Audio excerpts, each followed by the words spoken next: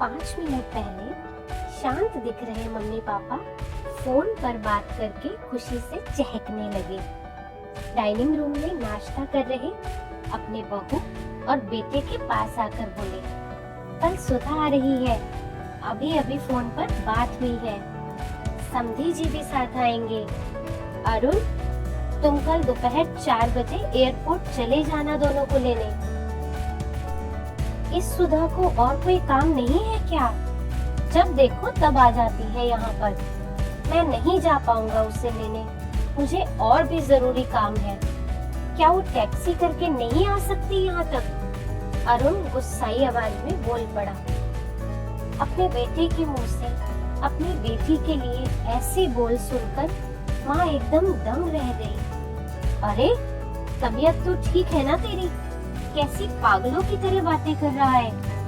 घर में 2-2 गाड़ियां होते हुए बहन को टैक्सी में आने के लिए कहता है। माँ गुस्से से बोली, कहने दो, मैं खुद जाकर ले आऊंगा अपनी बेटी को।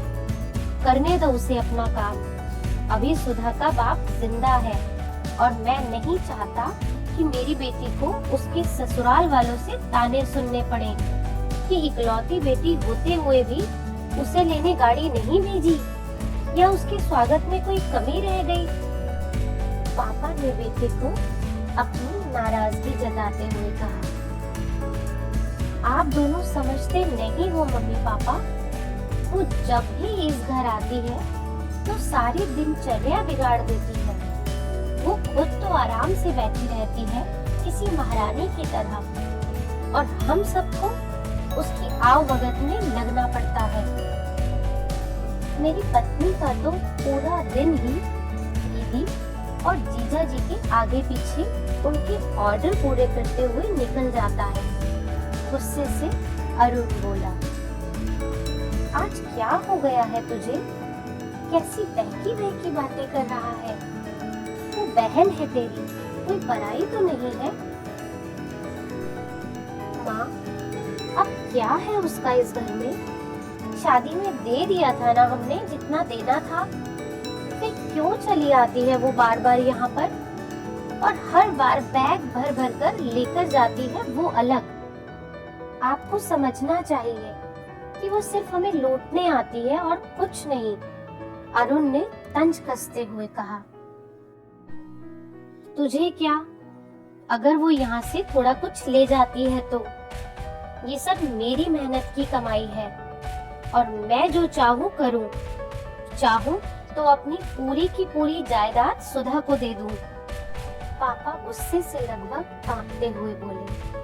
अब अरुण अपनी आवाज धीमी करते हुए बोला, मैं कहाँ कुछ नई बात कर रहा हूँ मम्मी पापा, मैं तो बस वही बोल रहा हूँ जो मैंने बरसों से बुआ के साथ होते हुए देखा है। आज अपनी बेटी के खिलाफ 2 शब्द क्या सुन लिए, आप तो गुस्से से लाल हो गए। जरा सोचिए, जब आप दोनों बुआ के साथ ऐसा व्यवहार करते थे तब दादी को कैसा लगता होगा। बुआ जो हम पर इतनी जान छिड़कती है, आप दोनों ने कभी भी उनके और उनके ससुराल वालों के मान सम्मान के बारे में परवाह ही नहीं की। उन्होंने कभी भी आपसे कुछ नहीं मांगा, बल्कि हर बार वो अपने साथ कुछ ना कुछ लेकर ही आते। लेकिन आप दोनों का व्यवहार कभी भी उनके साथ अच्छा नहीं रहा।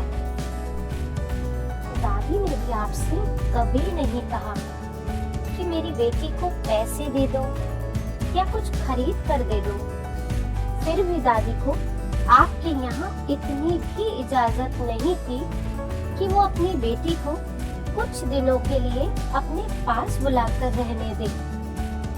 अपनी बेटी का ऐसा अपमान वो सहन नहीं कर पाई,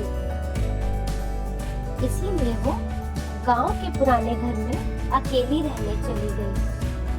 बुआ भी अपना अपमान सह लेती, पर आपने उनके पति का भी मान नहीं रखा, इसीलिए उन्होंने भी हमारे घर आना जाना ही छोड़ दिया। जिस तरह सुधा इस घर की बेटी है, बुआ भी तो इसी घर की बेटी है ना। आपने 2 बेटियों में फर्क करके अच्छा नहीं किया। और रही मेरी बात, तो मैं अपनी बहन से बहुत प्यार करता हूँ। मैंने कभी अपनी पत्नी को उसके खिलाफ गलत बोलने का हक नहीं दिया और वो कभी गलत बोलेगी भी नहीं। मैं खुद जाकर सुधा को लेकर आऊंगा, क्योंकि मुझे मेरी बहन पर गर्व है और अपने अच्छे भाई होने पर भी। हो सके तो मेरे इन कटु शब्दों के लिए मुझे माफ कर देना। इतना कहकर अरुण अपने ऑफिस के लिए निकल गया। माँ और पापा का सिर शर्म से झुक गया। थोड़ी देर की शांति के बाद पापा ने हिम्मत करके अपनी बहन को फोन लगाया। बहन के फोन उठाते ही वो फूट फूट कर रो पड़े और बोले, दीदी हमें माफ कर दीजिए, हमने इतने साल आपके साथ जो भी दुर्व्यवहार किया उसके लिए हम सच में शर्मिंदा हैं। दीदी आज आपकी बहुत याद आ रही है, आप अपने घर आ जाइए ना हमसे मिलने। अगर आप कहें तो मैं आ जाता हूँ आपको लेने। दूसरी तरफ दीदी भी रो रही थी।